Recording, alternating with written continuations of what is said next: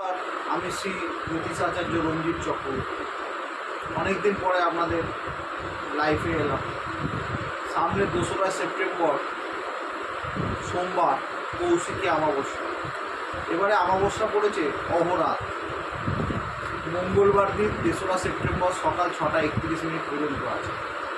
এই কৌশিকী মায়ের আরাধনায় তারাপীঠে খুব বিশেষ সমারোহে মায়ের পুজো অর্চনা হোম হয়ে থাকে। এটা একটা বিশেষ অমাবস্যা। এই অমাবস্যায় কিছু কিছু টোটকা বা কিছু কিছু টিপস করলে আপনাদের মঙ্গল হবে এবং ভালো ফল পাবে। এই জন্যই আমি লাইফে এলাম। প্রথমে বলি বিদ্যার্থীদের জন্য।